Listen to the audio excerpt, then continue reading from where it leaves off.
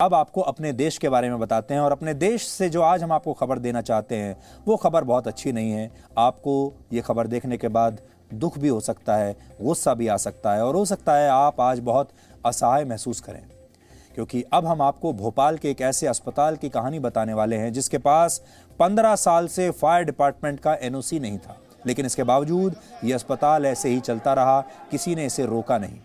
परसों इस अस्पताल में आग लग गई और इस दुर्घटना में 12 मासूम बच्चों की मौत हो गई। बच्चे किसी के भी हों, जब वो परेशानी में होते हैं, जब वो रोते हैं, उनकी मृत्यु होती है तो बहुत दुख होता है। इन रोते बिलखते माता पिता में से एक ऐसे भी थे जिनका बच्चा 12 साल के लंबे इंतजार के बाद पैदा हुआ था और पैदा होने के 6 दिन बाद ही इस आग में उसकी मृत्यु हो गई। आज बड़ा सवाल यह है कि आज़ादी के 75 वर्ष बाद भी हमारे देश के लोगों को ऐसे अस्पतालों में क्यों जाना पड़ता है जहां बुनियादी सुविधाएं भी उपलब्ध नहीं हैं। हमारे देश का हर नागरिक जीएसटी के रूप में अपना टैक्स देता है, लेकिन उसके बावजूद उसे इलाज के बदले में आग मिल रही है। 8 नवंबर को हुई इस दुर्घटना में अब तक कुल 12 बच्चों की मौत हो चुकी है। इनमें 4 बच्चों की मौत घटना वाले दिन हुई, जबकि 8 बच्चों ने इसके अगले 36 घंटों में दम तोड़ दिया। इस समय जब हम आपको ये खबर बता रहे हैं तब भी इस अस्पताल के बाहर लोगों की भीड़ जमा हो गई है, क्योंकि कई माता पिता अब भी अपने बच्चों से मिल नहीं पाए हैं। माता पिता परेशान हैं और बच्चे अंदर हैं। 8 नवंबर की शाम जब इस अस्पताल की तीसरी मंजिल पर बच्चों के वार्ड में आग लगी तो वहां कुल 40 बच्चे अपने इलाज के लिए मौजूद थे और फायर ब्रिगेड की एक टीम वहां समय पर पहुंच भी गई थी। लेकिन जब यह टीम अस्पताल के अंदर गई तो उन्हें पता नहीं चला कि वहां आग बुझाने वाले ऑटोमेटिक हाइड्रेंट फ्लशर्स तो लगे हैं, लेकिन इनमें से काम एक भी नहीं कर रहा था। तीसरी मंजिल पर जो फायर एक्सटिंग्विशर लगे हुए थे वो भी खराब पड़े हुए थे और इस वजह से बहुत देर तक आग बुझाई ही नहीं जा सकी। यानी आग बुझाने के जितने भी उपकरण थे इस अस्पताल में, उनमें से कुछ भी काम नहीं करता था। बाद में जब इसकी जांच हुई तो पता चला कि इस अस्पताल के पास तो फायर सेफ्टी क्लियरेंस ही नहीं था। यानी अस्पताल में आग जैसी दुर्घटनाओं से निपटने के इंतजाम तक नहीं किए गए थे। और ये कोई 1-2 साल की बात नहीं, पिछले पूरे 15 साल में कभी भी इस अस्पताल के प्रबंधन ने, मैनेजमेंट ने फायर डिपार्टमेंट से एनओसी यानी नो ऑब्जेक्शन सर्टिफिकेट लेना जरूरी नहीं समझा और किसी ने उनसे पूछा भी नहीं। जिन 12 बच्चों की जान गई है उन्हें इस दुनिया में आए सिर्फ 5 से 6 दिन हुए थे। इरफाना नाम की एक महिला ने अपनी शादी के 12 साल बाद इसी महीने की 2 तारीख को बहुत लंबे इंतजार के बाद एक बच्चे को जन्म दिया। सोचिए वो कितनी खुश होगी, वो परिवार कितना खुश होगा।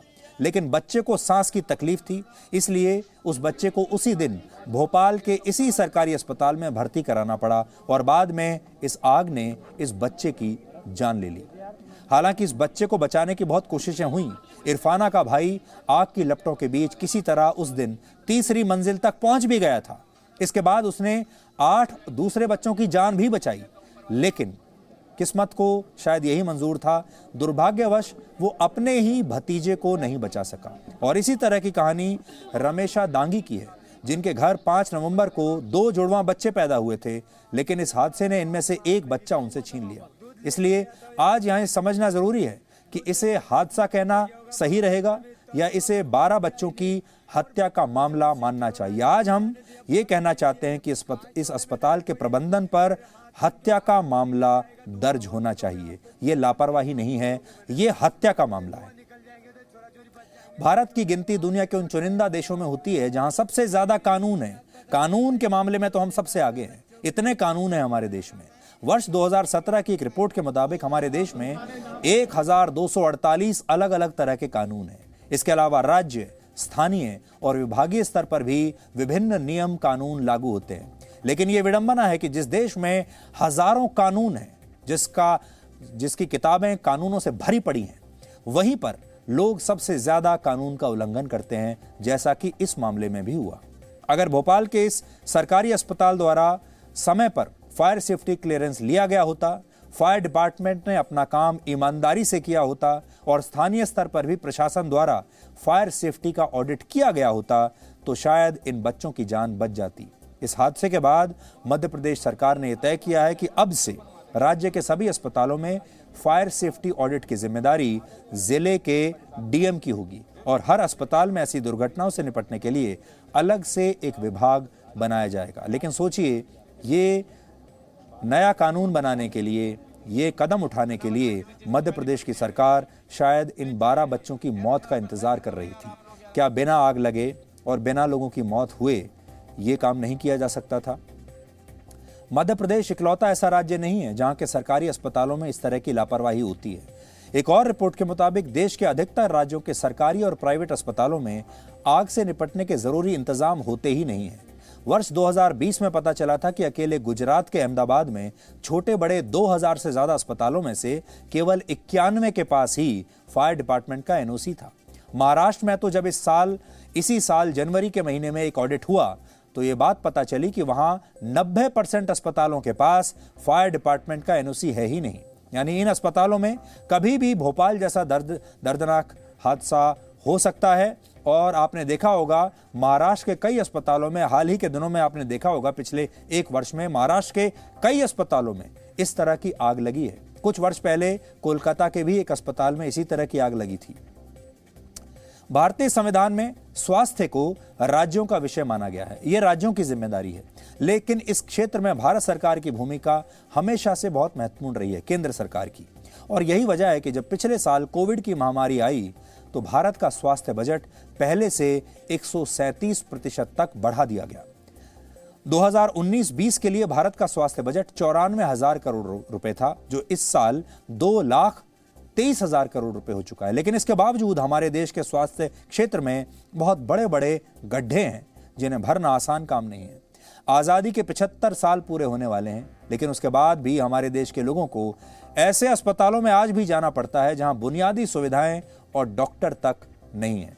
भारत में औसतन 1445 लोगों पर सिर्फ एक डॉक्टर है, जबकि वर्ल्ड हेल्थ ऑर्गेनाइजेशन कहता है कि औसतन 1000 लोगों पर एक डॉक्टर तो जरूर होना चाहिए।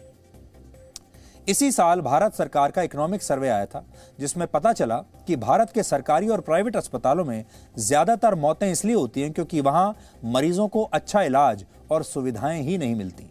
2016 में इस वजह से मरने वाले लोगों की संख्या 16 लाख थी। यह स्थिति भी तब है जब भारत में लोगों को सरकारी अस्पतालों पर ज्यादा भरोसा वैसे भी नहीं है। संसद में पेश की गई एक रिपोर्ट के मुताबिक भारत में 30% से भी कम लोग ही इलाज के लिए सरकारी अस्पतालों में जाते हैं। यानी हमारे देश का हर नागरिक जीएसटी के रूप में टैक्स तो पूरा देता है, लेकिन उसके बावजूद उसे इलाज के बदले में या तो इस तरह के हादसे और लापरवाही मिलती हैं, या फिर पूरा टैक्स देने के बावजूद भी उसे प्राइवेट अस्पतालों में अलग से पैसा खर्च करके अपना इलाज कराना पड़ता है, क्योंकि टैक्स के बदले में जो सरकारी अस्पतालों में उसे मुफ्त का इलाज मिलता है वो इस लायक ही नहीं है। उन पर इतना भरोसा हमारे देश के लोग नहीं करते हैं कि वो वहाँ जाएं, और वहाँ पर सिर्फ वो लोग जाते हैं जिनके पास प्राइवेट अस्पतालों में पैसा देने के लिए होता ही नहीं। भोपाल में हुए इस हादसे के पीछे शॉर्ट सर्किट को बड़ी वजह बताया गया है, लेकिन हमें लगता है कि इस हादसे की वजह इस अस्पताल की लापरवाही है। कोई ना कोई बात तो होनी ही थी। इस बार शॉर्ट सर्किट हो गया, अगली बार कुछ और होगा। यह हादसा नहीं, एक हत्या का मामला है।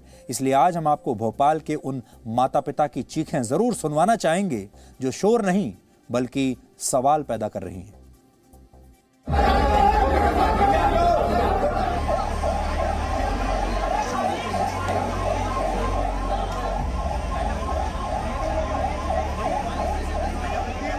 हमारा बच्चा तो अंदर ही देखने भी नहीं दिया, लेने भी नहीं दिया, ना मिलने दिया, अंदर ही नहीं जाने दिया। कल से एडमिट है, ना उसकी माँ को देखने दिया।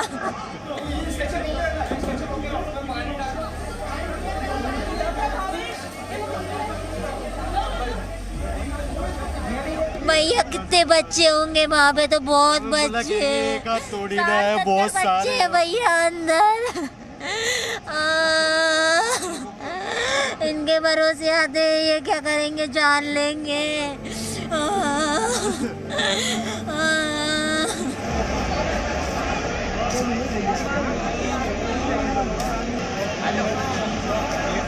दस 25 कांच तोड़े होंगे मैंने। के धुआं निकल जाएंगे तो चोरा चोरी बच जाएंगे, लेकिन उनने कांच नहीं तोड़ने दिया, सब चोरा चोरी को नहीं दिया। पब्लिक लेने के लिए अंदर भरा की, बाकी उन्हें अंदर नहीं जाने दिया, सब चोरा चोरी को। हाथ दिखाओ तुम्हारा। अरे मैंने मेरे हाथ से, तुम्हारे बच्चे देखे? मेरे 2 बच्चे थे, तुमने उसमें अंदर जाते जाते तो हुआ ही नहीं, इतना खतरनाक धुआं निकला। तो बच्चे कैसे हैं अभी? बच्चे में तो दिखे ही नहीं मेरे को, दूध दर के बाहर ही आया था मैं, इतने में आग हो गई उसमें। तुम्हारी मेरी बीबी सुल्तान अस्पताल में भाई साहब में दूध लेकर आया था बच्चों के लिए।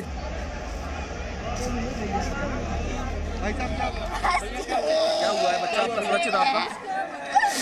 अल्लाह मेरी बच्ची, बच्चा ठीक है? बच्चा मेरी बच्ची को अल्लाह पाक से कर दे, बच्चा सुरक्षित आपका? मेरी बच्ची को अच्छा कर दे। हमने 3 दिन आज मांग रहे हैं, हम प्राइवेट ले जाएंगे, पैसा हम वहाँ लगाएंगे, दे दो वापस। नहीं दो वापस तो हमारा बच्चा वापस दे दो, हमें इलाज नहीं करवाना है आपके यहाँ का। नहीं दिया, जाओ धकेल दिया। सर ये 3-4 घंटे हो गए हम लोग को यहाँ बैठे हुए, रो रहे हैं, तड़प रहे अपने बच्चे के लिए।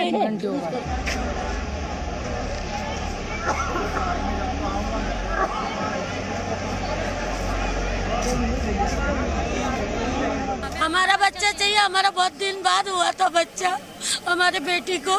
उनके घर में कोई नहीं है, पहली बार बच्चा हुआ था। मेरे बच्चे वो तो मुँह भी नहीं देखा, मुंह तक नहीं देखा, उसके माँ ने पता है। मम्मी कब लाओगी मेरे भैया को? अब उसको क्या बोले आप लोग जाके? कुछ नहीं बोल रहे तो कह रहे कि वो बच्चा अच्छा है, देखने भी नहीं दे रहे थे।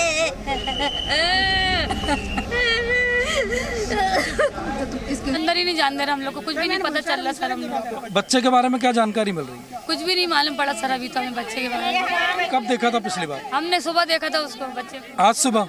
कल सुबह देखा था। कल सुबह देखा था, आज आप गए? आज नहीं, अंदर ही नहीं जान दे रहा हम लोग को, कुछ भी नहीं पता चल रहा सर। हम लोग बच्चे के बारे में क्या जानकारी मिल रही है? कुछ भी नहीं मालूम पड़ा सर अभी तो हमें बच्चे के बारे में। अच्छा, तो बच्चे के साथ कोई है ऊपर अभी? कोई भी नहीं है ऊपर, आग लगी थी, हम लोग उस टाइम पे भागे थे बहुत बुरी तरीके से। मेरी बच्ची का कल ही ऑपरेशन हुआ था और आग की बुस्सी में अभी सुबह बोले कि खत्म हो गई तुम्हारी बच्ची, अभी अंदर नहीं जाने दे रहे और बोल रहे जिंदी है, देखने तक नहीं देने दे रहे। जिन बच्चों की 4 की मृत्यु हुई है वो भी अंदर नहीं हुई है, वो बाहर लाने के बाद धुएं के कारण उनकी परिस्थिति और बिगड़ गई, तो उनकी मृत्यु करीब 12 बजे के पहले हो गई। हमीदिया अस्पताल के सुपरिटेंडेंट डॉक्टर लोकेंद्र दवे को भी हम उनके पद से हटा रहे हैं। अस्पताल के संचालक गैस राहत के अधिकारी के दुबे को भी उनके पद से हम हटा रहे हैं। अल्लाह मेरी बच्ची,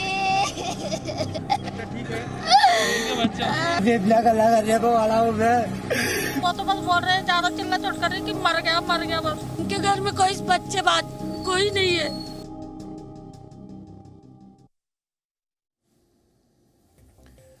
आपको याद होगा, आज से 37 वर्ष पहले वर्ष 1984 में भोपाल गैस त्रासदी हुई थी, जिसमें हजारों लोग मारे गए थे। और आज भी भोपाल में आग की वजह से बच्चे मारे गए हैं। अगर हम सिर्फ एक शहर की बात करें, भोपाल की, तो भोपाल के लोगों का मौत से ये कैसा रिश्ता है। 37 साल पहले इतना बड़ा हादसा हुआ, तब भी जो गुनाहगार थे वो बचकर भाग गए थे, और उस समय भी इंसान की जान की कीमत सबसे कम थी। जो सबसे सस्ती चीज़ थी वो थी इंसान की जान। और आज भी हमें ऐसा लगता है कि गुनाहगारों पर कुछ नहीं होगा, वो एक ना एक दिन बच जाएंगे। और आज भी ऐसा लगता है कि जो सबसे सस्ती चीज़ है हमारे देश में वो है इंसान की जान।